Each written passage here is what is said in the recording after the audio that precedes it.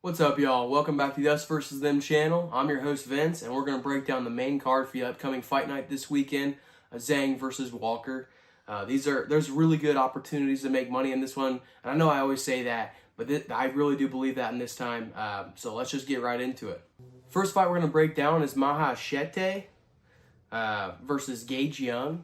Mahashete is sitting at a plus 110 underdog, and Gage Young is at a minus 134 favorite. There's been some money that's been shifted in on Gage Young. When I first started breaking this down, Mahashete was at a minus 102, so some money shifting in for Gage. Mahashete is the longer striker, so I fully expect him to use his range as much as he can to keep Gage back. But I also look at Gage to press forward, obviously, as the shorter fighter should do, to try to get inside and create some action. That's what he did against Quillen Salkilled, or however you say his name, on the Contender Series, and he started finding some success. If Salkilled wasn't able to score those takedowns, that fight might have gone a different way. So I think Salkilled's pretty tough. He's a solid fighter for the weight class, for the division. So if Gage Young can have success on him, I think he can have some success on Mahashete. I think Mahashete mixes in his strikes really well. From range, he's looking to do kicks, and he also looks to utilize his jab. He's really good with those body kicks too. So I fully expect him to try to mix those in as much as Young is going to let him, honestly. If he's too close, that's not going to be an option for him. But if he does get close, he is good with the elbows and the knees. He utilizes that tie clinch really well and starts dropping knees, pulling the head in. Even if he can't pull the head down, he finds knees to the body, and that can wear on Gage for sure. The one thing I noticed about Mahashete is that he has almost no defense in his striking. He's super durable and he absorbs shots really well. But going against a guy who's going to be looking to get in boxing range, obviously boxing strikes with your hands have a higher success rate than kicks or elbows and shit like that. So, for him not being defensively sound, it makes me a little worried. I see this being a striking match. That's pretty easy to predict. Mahashete, on all the film that I watched, he didn't shoot a single shot. So he's not looking to shoot or grapple at all. He wants to stand and trade. Young, we've seen good defense from him, but we also seen that he can be taken down as well. I don't see that being a factor here at all. This is going to be a striking battle. For my official prediction, I'm going with Gage Young on this one. I just see, I'm pretty confident in this pick even. I just see, when he gets inside, he's going to find, damage. He's going to be able to do some damage to Mahashete. Like I said, Mahachete's hands can be down sometimes, especially when he enters in close range, because he's looking to, grab a hold of people. The uppercut is going to be live for Gage Young, and I think that's something that's going to play a factor here. I think, I'm going with Gage Young on this one by knockout. I just not super confident in Mahachete's defensive skills in the striking, and I think Gage is going to be able to work inside, land the bigger, more meaningful shots, and eventually one's going to catch him and clip him. So I'm going with Gage Young by knockout. I also see value in the decision prop too. The decision prop for Gage Young right now is sitting at a plus 230, and the knockout prop is sitting at a plus 300. So I really like that knockout prop. The next fight we're going to be breaking down is Nuraji. I'm not even going to try his first name. Well, fuck it, I'm going to try it. Talilake Nuraji versus Kiefer Crosby. Nuraji's sitting at a minus 430 favorite, and Crosby's at a plus 320 underdog. Nuraji seems like the type of fighter, or not the type of fighter, he seems like the fighter that the UFC is really trying to push and become the new face of China. But when I break down his footage, I don't see that at all. I see holes in his game, and am I worried about him against Kiefer Crosby? No. But do I worry about him against most of the other guys in the division? Yeah, I think most of the other guys in the division, I'm not saying they all will beat him, but there's paths to victory for all those guys. The one thing I do like about Nuraji is his ability to go forward, or maybe his mindset to go forward. He's always looking to go forward, and he mixes in all 8 points of striking really, really nicely. He does a lot of spinning shit, which I'm not a big fan of, but the way he does it at a good range.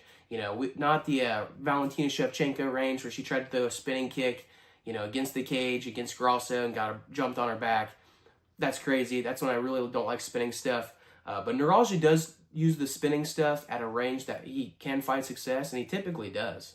Speaking of his offense, I mean, he's got 11 wins, and 10 of those wins come by knockout, and the other one is by submission. So he does not like to go to the judges' scorecards. Every single win, obviously, has not gone to a decision. So I do like his offense and his offensive mindset. But one thing he's going to have to be careful for is Crosby's boxing skills.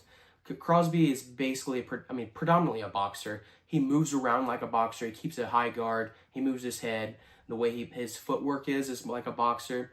But his defense is also kind of like a boxer. And, in boxing, you got the bigger gloves. You can kind of put your hands up here, and the target is basically gone. If you do that with the 4-ounce gloves, like we already know, there's still places that you can hit. And I have seen him get hit in fights, even when his guard's up.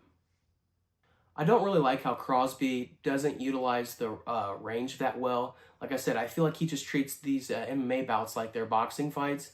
And, in boxing, obviously you still want to get out of range. The idea is to hit and not get hit. But the way he uses that dead space or the space in between him and his opponent, I really don't like. In the Giuseppe fight, every time he got in close range, he might have landed a couple punches, but then he glided out. Bro, you're not that type of fighter. You're not the type of fighter that can do pretty shit. You have to do dirty boxing. If you're the shorter guy and the more powerful guy, it's got to look dirty. And he just doesn't do that. Who's the other guy that he fought? Well, let me check my notes real fast. Bear with me, motherfuckers. It was Sam Patterson. The fight with Sam Patterson, too. Both those guys are longer, rangier fighters. Just like Neurology's going to be in this bout. And every time he got inside on Sam Patterson, he might have landed a shot or two, but he glided out. He tries to do pretty stuff, and that's not going to work in this fight. For my official prediction, I'm going with Neurology on this one. I have no idea if I'm saying his name right, but I'll put it in the description or whatever. But I think this is kind of a slam dunk fight for him. I think they handpicked Crosby for this bout to try to boost him up a little bit, seeing how we're going to be in China this weekend. So I'm going with Neurology by knockout. Yeah, I'm going to go with Neurology by knockout. But I also think that the submission prop is super live. I know he doesn't have a lot of submissions, but Crosby's grappling is non-existent. I mean, it fucking sucks. It's probably the worst in the UFC. He's lost his last 2 bouts in the UFC because of his grappling, and both the times when the guys got on the ground, the fight was over in a matter of 15 or 20 seconds. So I think the submission prop's sitting at a plus 550 right now, and that's really betting against Crosby more than anything, and I think that is live. The next fight we're going to get into is Sumerderji versus Kevin Borjas. Sumerderji is sitting at a minus 188 favorite, and Borjas is at a plus 152 underdog. Sumerderji will be the longer and rangier fighter, which he typically is in most of his fights. He's like 5'9 or 5'10 or something like that at 125, so he's definitely used to having that range advantage, and he uses that really well. His leg kicks, his body kicks, his jabs, all those things that he does to keep people at bay and keep them at the distance that he wants. He's going to be able to try, he's got the body type to be able to do that. And, Kevin Borjas is a shorter fighter. So, I think Sumerderji is going to utilize his range. One thing I noticed when I was breaking down past fights for these dudes is they both tend to start relatively slow. And both of them being kind of decision merchants, that's not the best strategy in fights.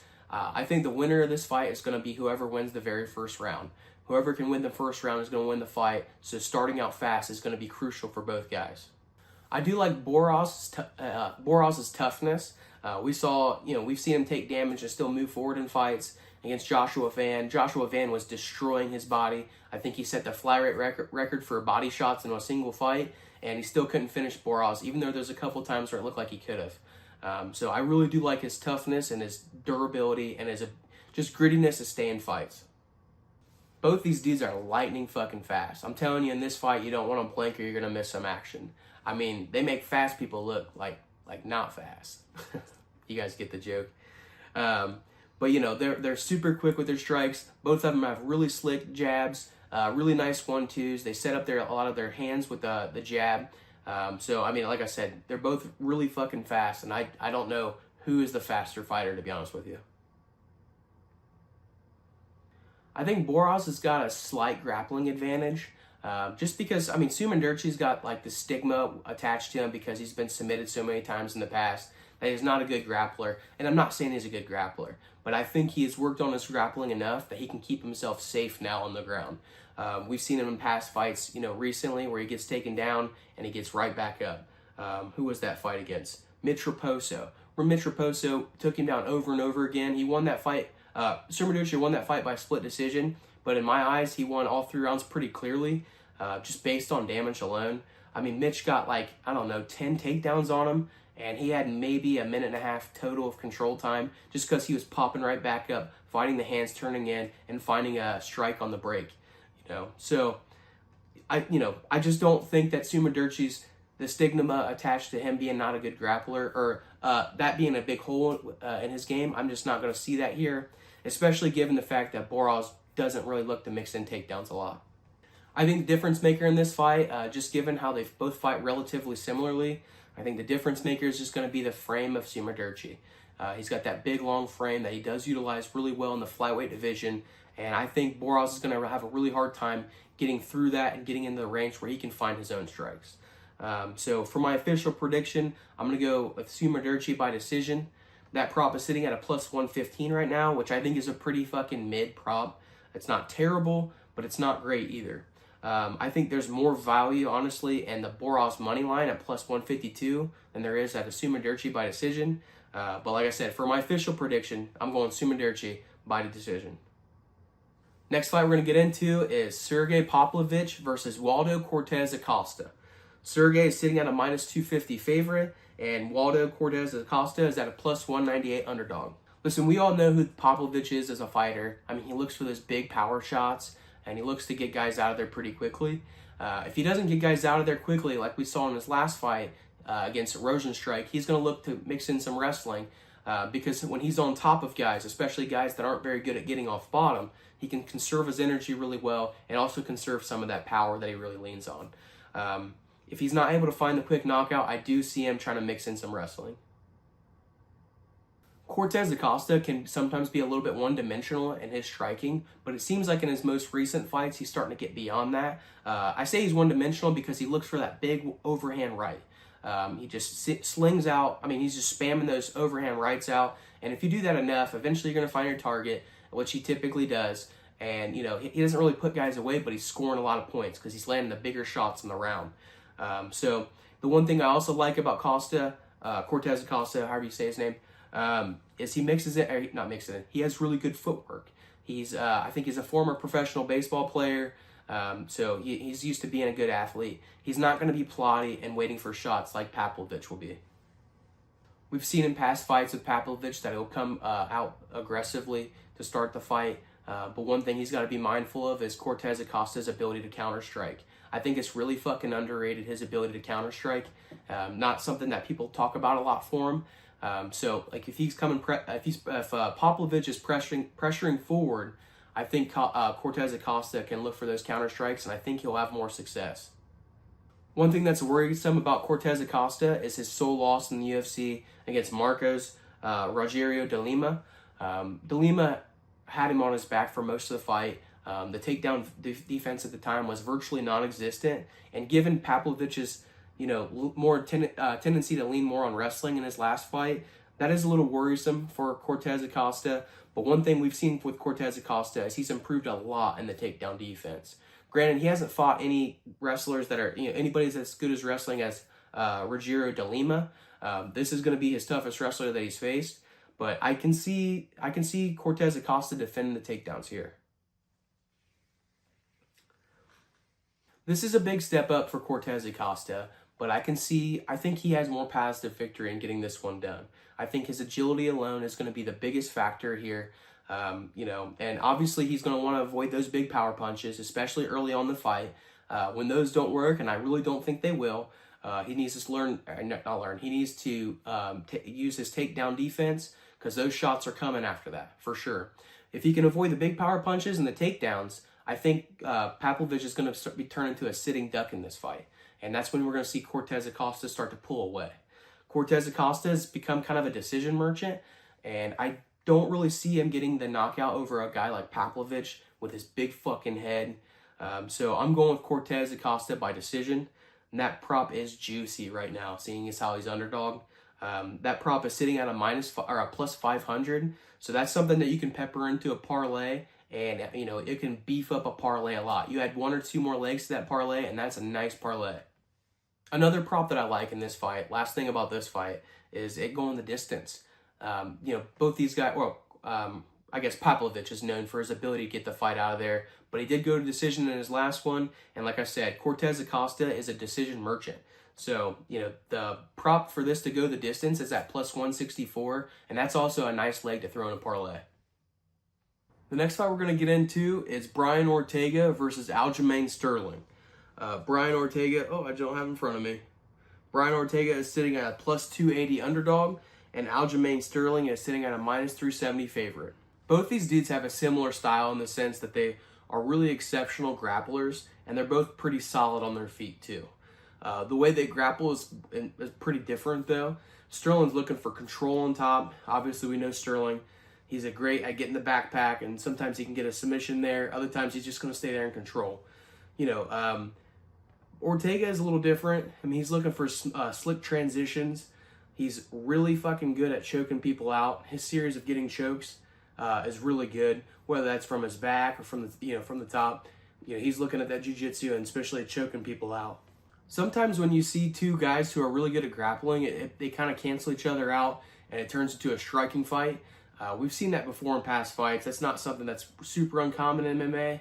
I could see that potentially happening here for sure, especially because I think Ortega kind of recognizes his path to victory is probably going to be in the grappling, but I do value Aljo's ability to get the fight to the ground more so than Brian Ortega. Aljo's got the wrestling background, and he has really good wrestling for MMA. Super good at takedown defense. Even if he is on bottom and he wants to get up, he can get up. And I do think I think the fight is going to go wherever Aljo wants it to go. Since I kind of anticipate this being a little bit more of a striking fight, it's important to kind of break down their striking a little bit. Both guys have really good jabs, and they utilize those jabs to set up a little bit longer combos. Or sometimes they just use the jab just to fight at their range. I can see Aljo working the jab a little bit, but I can see Aljo's kicks being a big difference maker in this fight. His kicks, he just throws them from all kinds of parts of the body, whether they're heavy leg kicks, whether he's attacking the body, or whether he's going up top to try to get a finish. Aljo's kicks is something that's really going to help him, that he's going to lean on in this fight. One thing we know about Ortega is he's super durable. He's a really durable dude. One thing that I get worried about with durable guys who are somewhere in their mid-30s, a guy like Ortega, he's 35 years old, known for his durability, but to be known for your durability means you've taken damage in fights. And that's definitely what's happened in Ortega's career. It's not every single fight, but he's taken some damage in his fights. And I think that's why we see him being relatively inactive. He fights on average 1 time a year. Based on their past 5 years or so of competition, I do like Aljo's, pace of competition. He had a good 2 or 3 years where he's fighting a lot, defending his belt, doing that. But then he also has taken a break. He took a break to transition to 145, and he's also taken a break in between fights so he can recover and let his body heal. So I do like the pacing of Aljo's past fights compared to Ortega's. For those of you guys who don't know, this is a 5-round fight. They snuck in an extra 5-round fight for us, which as fans, we really appreciate, but for the fighters, that kind of sucks. Another thing that I just noticed right before I started filming, and it's not something I noticed, it's something they changed like literally a few moments ago to my knowledge, is this fight is happening at 153. It's not fighting at 145. So that is about 18 pounds bigger than the weight class that Aljo's kind of built his career on. That's something that makes me a little bit nervous for this pick. We've never seen Aljo fight at such a big weight before. He does have a big frame. He might even have a little bit bigger of a frame than Ortega. But Ortega has been used to fighting at 145 his whole career, so that's only an 8-pound jump. This is only Aljo's 3rd fight, I believe, at 145. So the fight going up to 153 is just an X factor that nobody can really predict. For my official prediction, I'm going to stick with Aljamain Sterling. There is no real reason for me to not pick him. Like I said, the weight jump is an X factor, but I can't assume that's a negative for Aljo particularly. So I got to stick with Aljamain Sterling for my pick. I do like the decision pick. I don't like the decision prop, but I like the decision pick. I don't think he's going to have the power to get the KO, and I think Ortega's ability to stay safe on the ground is going to stop the submissions. The only way I see him getting a submission is from a club and sub if Ortega's already pretty fucking rocked. But I think this is going to be Aljo by decision. I know that's a super fucking basic pick, but there's a pick that says about it going the distance, and that if we're not going the distance, that's at plus 134, and I do see some value in that. The last fight we're going to break down is Johnny Walker versus Mingyang Zhang. Mingyang Zhang. This is obviously the main event. The reason why we're here. They built this fight card around Zhang for obviously it being in China and him being the main event. Walker's sitting at a plus 270 underdog, and Zhang is sitting at a minus 355 favorite.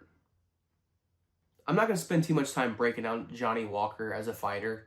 We know who Johnny Walker is. I mean, he's super fucking wild, super unorthodox, pretty unpredictable. I mean, that's something that you can definitely say about Johnny Walker is he's really unpredictable. He did build his career off of being super wild and aggressive, and then out of nowhere, he kind of just slowed it down a little bit. I think it would be beneficial for him in this fight to go back to old Johnny Walker and meet Zhang's aggression with his own aggression. Zhang's a big power puncher. This is something a lot of us already know too. He's 3-0 in the UFC, all first round finishes. But something I learned when I was researching Zhang is he's currently on a 12-fight win streak. All 12 of those fights, first round. They all ended in the first round. That's a stat that doesn't get talked about enough. That's fucking insane to do this at this level. I know that he's, hasn't faced the cream of the crop of competition. His best win is Anthony Smith, towards the tail end of his career. But he still got him out of there in the first round just like everybody else. He did to Anthony Smith what a real contender should do to Anthony Smith, which is dominate him and get him out of there early. This is a big step up in competition for Zhang.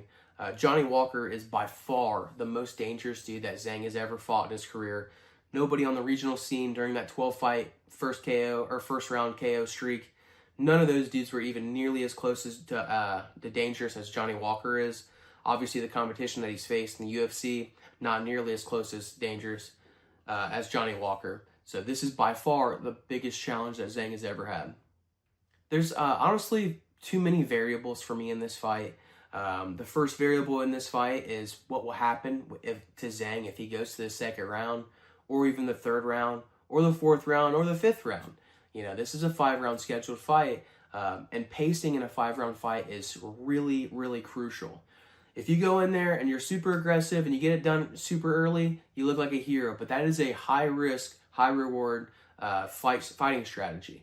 So that's the first variable. The second variable is Johnny Walker, period. It's Johnny fucking Walker. Betting on Johnny Walker is just, it's such a risk. It's a big roll of the dice.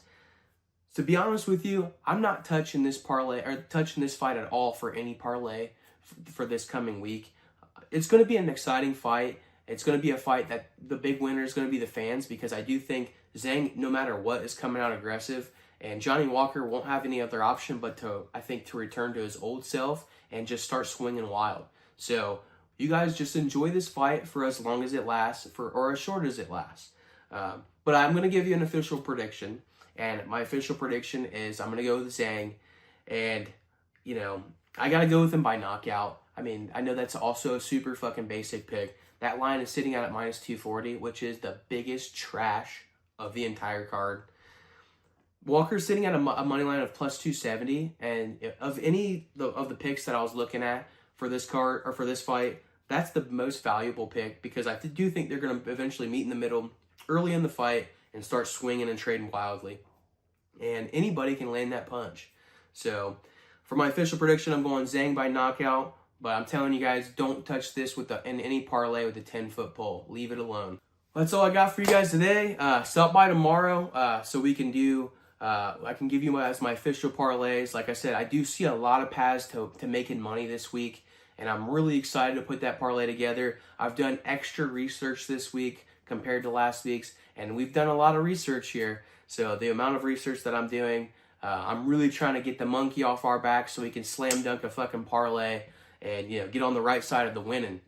So that's all I got for you guys today. Stop by tomorrow. Tomorrow's video is going to be exciting. I'm going to give you a lot of knowledge, a lot of paths to victory, so you can build your own parlay too. And I'm done rambling. I'm out.